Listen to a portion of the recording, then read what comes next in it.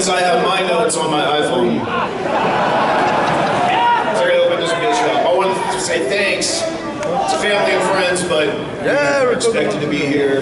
Wish it could have been under better circumstances. All you fans, thanks a lot for showing up. It means a lot. And we got a lot of history in this joint. You know, me and Jeff got banned from this place for at least 20 years. So it's kind of ironic that we're having this here, and it's really, I think it's really cool. I haven't been in this building for a long time, but I got a lot of great memories here. I'm sure a lot of you guys share those with me. You know,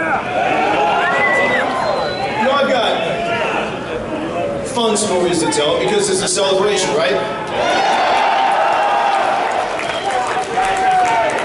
You know, some of you guys probably know these stories, and I'm going to tell them anyway because not everybody knows them.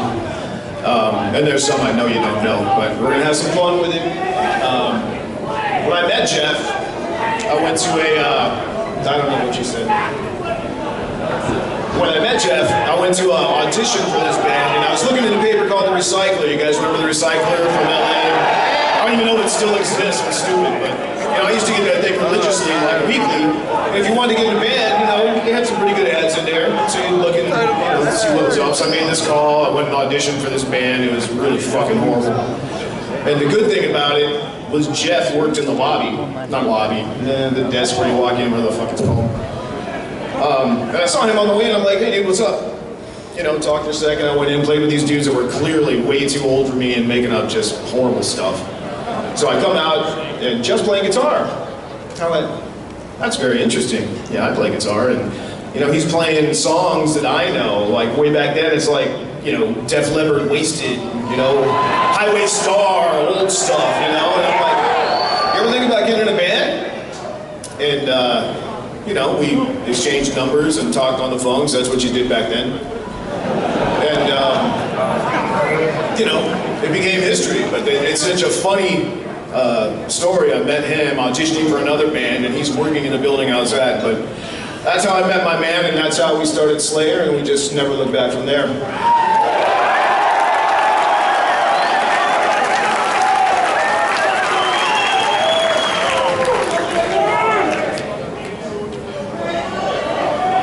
I gotta tell you, unlike myself, Jeff Hanneman hated Jägermeister. And warm Jägermeister, I'm pretty sure everybody hates it. And that's what this is, but I had to come up here with something to cheer my fucking lost friend. The next story, I don't know if you guys may or may not know this, but Jeff didn't drive. Jeff didn't have a car, he didn't have a driver's license. I think it was around 16, if I'm not mistaken, 16, 17, and probably 16, so I met him when he was 17. And you know, he had a driver's license once, and I think he had like 2, you know, drunk driving convictions, and he said, that's it, I'm not driving no more, which is probably better for all of us. But because of that, I used to go pick him up for rehearsal. You know, we'd practice in Tom's garage, and he lived in North Long Beach. So it was like, I don't know, 10 miles to pick him up, but 10 miles in 1981 was a long fucking ways. You know, you think about it now, it's like, oh man, that's nothing, but back then, that takes up some of your day. So we would do that every day.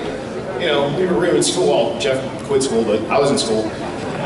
Tom was probably working, and I'd just go pick up Jeff, and we'd hang out in Tom's garage and make up stuff. You know, I'd play drums, he'd play riffs. He'd play riffs, I'd play drums, or vice versa, whatever. And that's how we made up. To this day, like, we've been rehearsing Jesus Saves, and it was either I must have been playing the riff because I wrote that song, and Jeff made up the drum part for it, sitting behind Dave's kit. And then I would have to drive him home, or Tom would drive him home. But you know, that being said, you know, we used to go to all the mom and pop record stores, because back then that's pretty much how you got new music. You know, there was no means of the internet, obviously. So if you wanted to get something, you pretty much had to take. Well, I'm sorry, is this your story or my story? Can I start again? Thanks. So you know, we're at the mom and pop stores, and there was no way to know if you got something new. I mean, we would spend $20 and roll the dice on something good, something great, something completely shitty. But I remember, I can't remember if you bought it or I bought it, we got the first Merciful Fate EP. And that was a gem, you know, that's why you did that. You didn't care if you lost 20 bucks and you got something good, because you had to do that to find out what kind of great bands there were. And about that time, you know, Jeff was getting into punk, big time. And I didn't understand it because I was more of a, you know, Ronnie James Dio, Rob Halford kind of guy. I liked the metal music with the singers, you know, and punk seemed like a cheap down version with shitty singers. But that's what it's supposed to be, and I didn't get it for a long time. And Jeff was my doorway to punk, and it really helped Slayer become kind of the bridge between the metal kids and the punk kids. I gotta tell you, when he shaved his head, I was pissed. How can you be in a metal band with a dude with a shaved head? It totally upset me. But that's who Jeff was, like Dino said. He's like, I'm shaving my head. And it was great, because that's what Jeff gave us. What else didn't I cover? This is good. I thought of this one. We came down today, me, my wife, a couple friends, and we're telling Jeff stories, and it sparked the idea for me to tell this one. But I think there's an open mic later, and I hope some of my friends tell some of the stories they told on the way down here, because I was laughing in traffic like I was going to get in an accident. It was awesome. But my first story starts, I was 80, I know it was 88, because we were on South of Heaven. And some of you guys were probably at this tour. It's when we picked up the West Coast for Judas Priest. They were on the Ram It Down tour, and for some reason they decided to take out Cinderella on the beginning of that run. And I never understood it. I thought it was the silliest thing I ever heard. So that was doing shitty. And then we get the call to go open for Judas Priest. And Judas Priest was like, to this day, like if I get all crazy and nervous around people, it's Priest or Sabbath, you know, that's pretty much it. So we get on this run, we did the last 13 shows. I don't think my wife knows this story, but we were at some bar, as we usually were. And it was me, Jeff, our tour manager, and I don't know who's in the car, but our tour manager's got to rent a car. And you know, you probably know I hold my liquor well, I'm not usually a problem. This day I was a problem. And Jeff wore the brunt of it. It's pretty cool. I'll continue. We're at this place, and I think it was even the Judas Priest crew, and I was so excited to be hanging out with the Judas Priest crew because they knew Judas Priest, you know? I was just like, fuck yeah! So I probably had a little too much fun.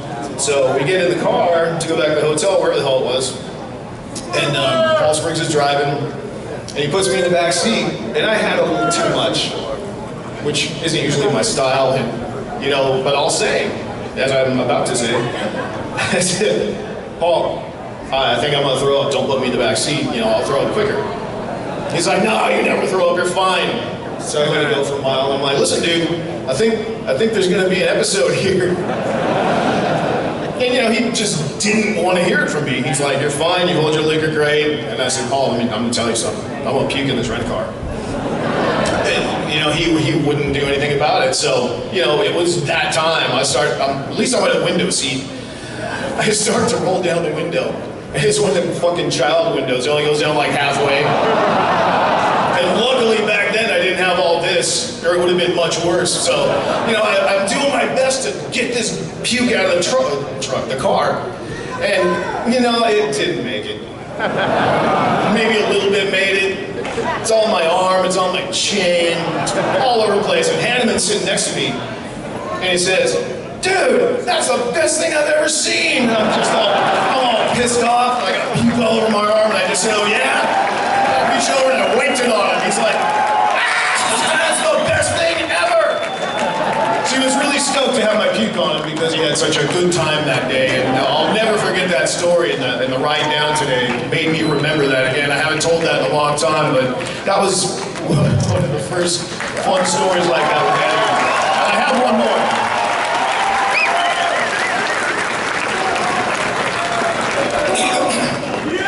I have one more. This one's really good.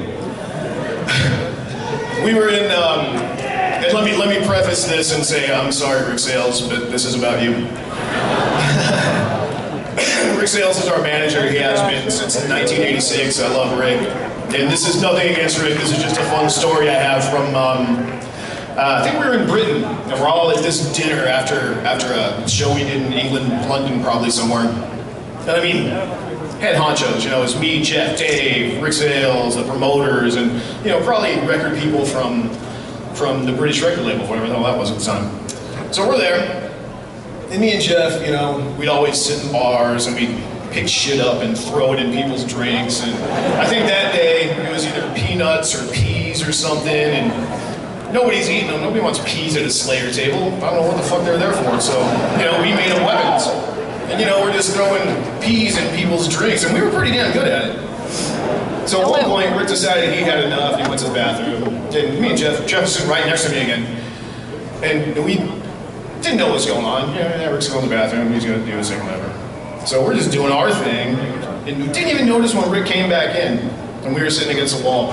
And Rick comes back in with like a cloth napkin, you know, like you get in a restaurant, you took in the bathroom, you just doused it with water, and he fires it at us. Because he had enough of me and Jeff. And right between us, smack on the wall. And I went, really? They're gonna try it on me and Jeff. And I go, Jeff, we should throw it back. He's like, you throw it, you're gonna hit him. And I'm like, you think? He's like, throw it, do it. And he's looking at me, and he doesn't even have time to look up before I stood up and fired it back and hit my friend Rick Sales right in the fucking forehead. And it was loud enough for the entire restaurant to know what happened. And Jeff missed it. I look back, I'm like, dude, I already did it. He's like, fuck. But what I'm getting at, Jeff is a character. I have, you know, a million stories, and it takes a while to get to all of them. I wanted to share those two with you. What else I got here?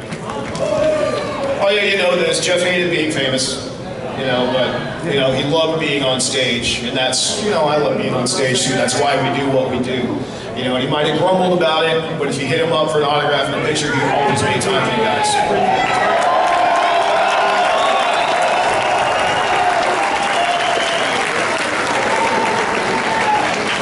I'll leave you with my stories.